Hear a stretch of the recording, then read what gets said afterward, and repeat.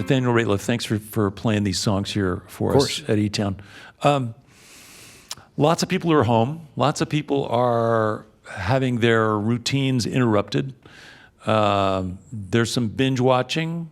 There's some, just different, some people are really getting into cooking. Some people are starting to, wanting to bake more or taking classes online.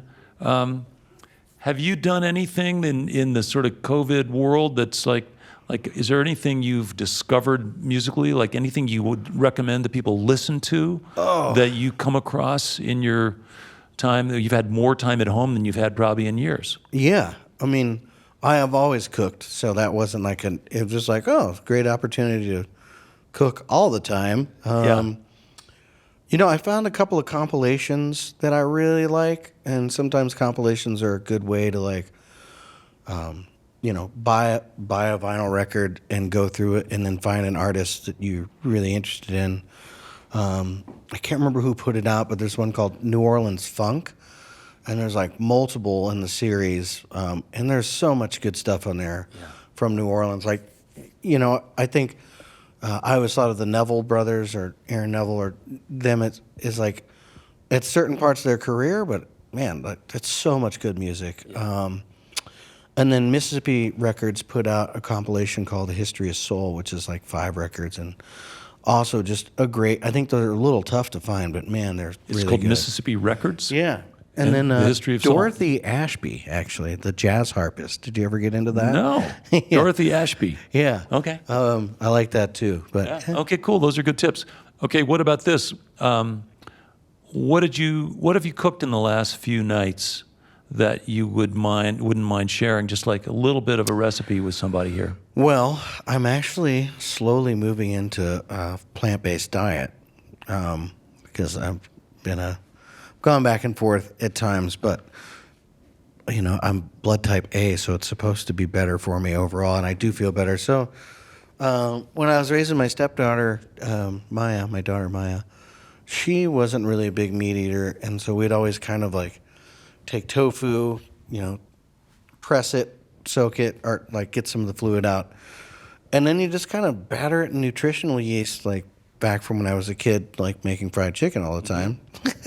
Put it in the pan? Yeah, or actually you can do it semi-healthy.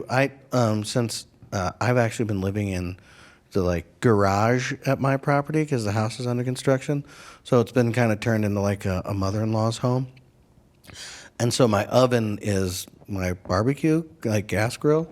So you can oil up your pan and get kind of I think I was aiming for like 350 or 400 and just do like on a cookie sheet? Yeah, I have like a big cast iron skillet thing, and then you just kind of like once you've battered these, so you like take nutritional yeast and then garlic powder, and I'm from Missouri, so Lowry seasoned salt is a big deal, and then but no flour and no eggs or anything like that. No, so you just kind of like the moisture in the tofu, kind of like press it in and roll it, press it, and then just cook those on one side for a really long time until they brown, and then flip them, and then you have yourself like a pretty yummy meat substitute nugget type thing. Yeah, that sounds great. Yeah, there you go. Thank you. That's really cool. Well, listen, we're wrapping up our visit, and I don't know what. I imagine you must have had a ton of shows booked this year that are not happening. Yeah, there was a lot of cool stuff we were going to do this year. So you're just, it's an odd time to put out a record, or an odd way to put out a record. Yeah, it came out in February on Valentine's Day, the 14th, and I think we got 8 or 10 shows in. A couple of those were like rehearsal shows for people here in Colorado, and then March 13th rolled around, and we we're going to do 2 nights at Town Hall in New York, and we loaded in the morning, and the crew had set everything up, and pretty quickly we're like, this isn't safe, and we're leaving immediately, or in the morning. And so we ended up doing like 4 songs, just like kind of a goodbye to the tour. And everybody was, really bummed. There's 10 of us in the band for the solo record. And so it's, I feel like touring a lot also like it helps sell records. And also, like you go through a lot emotionally to write these songs and to record them. And then performing in front of people is also like an extension of those songs and that character and also a way to relinquish the feelings that you're writing about, to like be able to move past it. So it feels like we're all kind of stuck in limbo a little bit. Well, it's just the sort of time-tested pattern, right? Right. You write, you record, you put the record out, and you tour the record, and then you recover, and then you write, and you record, and you put out another record, and you tour the record. So there's actually something probably comforting about having the pattern disrupted a little bit, and getting off the treadmill.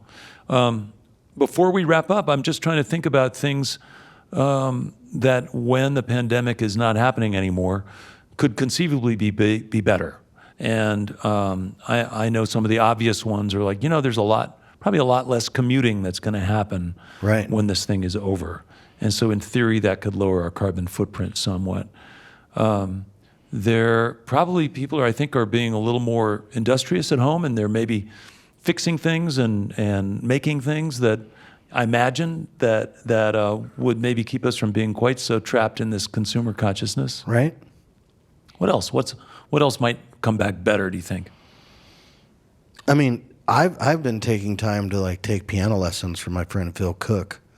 And so I hope that other people are doing that too. I think it's important for people to sing and play music, not even professionally. I think it used to be something that we all did because there wasn't entertainment. There wasn't, you weren't looking at your phone. And it's as enjoyable as reading a great novel, like it. Yeah. There's an escape there. It entertains you. It gives you so much joy. And so I hope people are taking time to be like, I always want to learn how to do this. And I hope that people are doing that, because I've always wanted to play piano better. And, so. Yeah. Yeah. Yeah, you used to be a piano in every house, basically. Exactly. Yeah. So. It's just great to catch up with you again and to sort of catch you Always. at the peak of your powers. And, good job on processing what you've been going through and sharing it with those of us who can relate. Nathaniel Rateliff, thank you so much for being a part of eTown. It's great to see you again. Great to see you. Thanks again. Good to be with you.